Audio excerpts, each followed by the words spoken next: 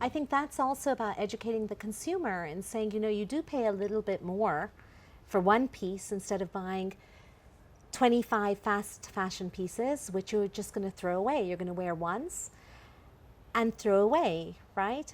And earlier in the conversation, you asked me how I feel about the internet and social media, and you know, basically, I those things, the interwebs, the interwebs, the computers.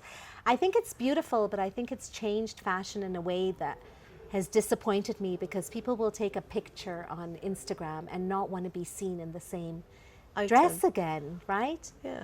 And fast fashion has made that the norm. Yeah. Well, the norm for young people or people generally.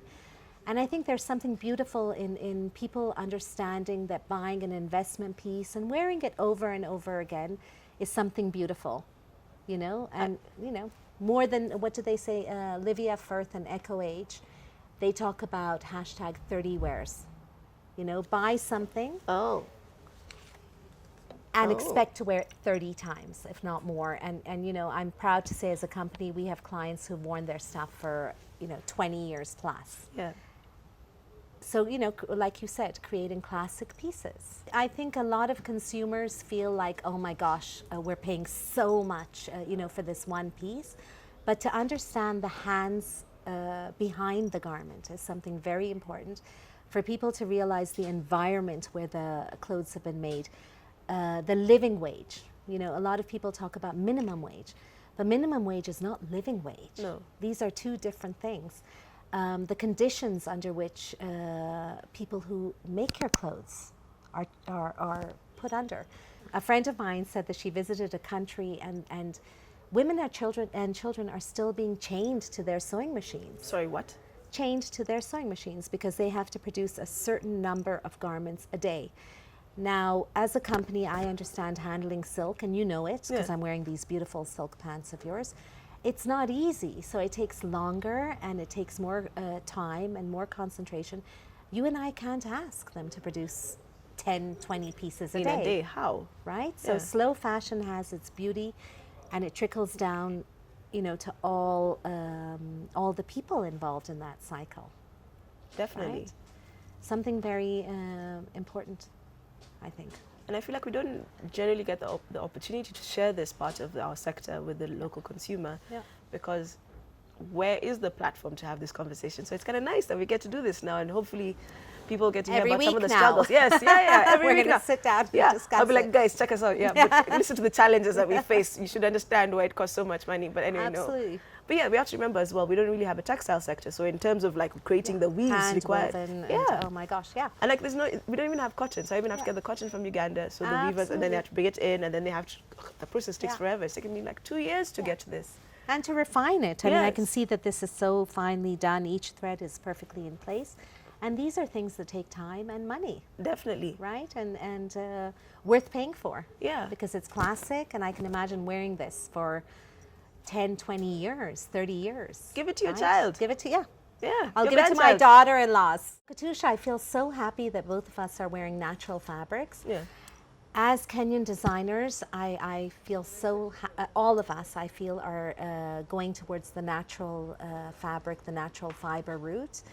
And this just makes me really happy and proud that Kenya, being on the top of the environmentally conscious countries, that also as designers we're taking that lead, you know? Yeah, I think it's really interesting that that's happening, but I feel like at the same time we're sort of the generation that can't imagine sustainability as not being a standard. So it's really, it's encouraging and it's great to see that, like, even just the emerging designers, so like somebody like Vitimbi, like working with like upcycling, secondhand clothing from the Mitumba market, and other brands is doing really cool things. Mm-hmm.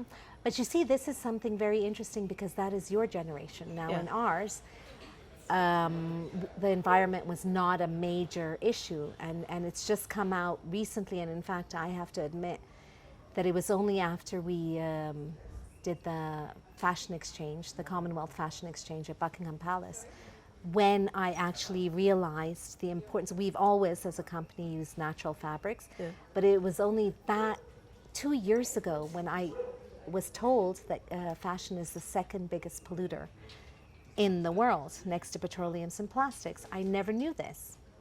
I just never knew this. And I think it's beautiful that this is emerging, but as Kenyan designers, we've always been using natural fabrics, always been environmentally conscious.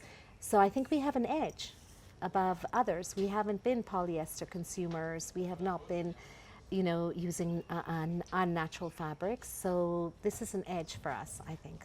No, totally. But I think another angle to look at is, even though we've personally, maybe as designers in Nairobi, worked with maybe, because usually it's usually kitenge in many cases, which is, I guess, 100% cotton in many cases, or worked with some of the retailers locally. One of the other challenges that I think I've found is that even the local manufacturers are manufacturing mostly polyester-based materials.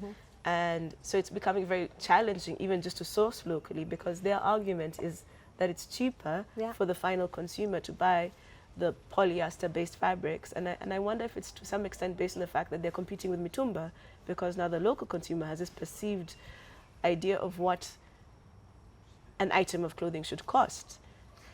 Well, I think that I've always said this, and every time I talk about sustainability in fashion, it comes down to education. Yes. The sad thing is that not many people understand the implication of using synthetic fabrics. Not many people understand that the microfibers, the microplastics go into the water, go into the environment, into the soil every time they're washed, or even, I mean, for instance, we're starting a yoga line, and even a bamboo GOTS certified yoga line. People don't even realize when you're doing, you know, waving, you're sending microplastics and microfibers into the air. So these are the kind of things that I think we need to educate young fashion students about, you know, all over Kenya, Africa, all over the world really. But you know, my little thing is to do it in Kenya. But I guess the consumer as well, because I don't think like I didn't know about the polyester getting into our water streams or into the soil until you first told me about it. And so even just informing our consumers about the effects that it has on ourselves as well, and our environment and our peers, I think it's very critical.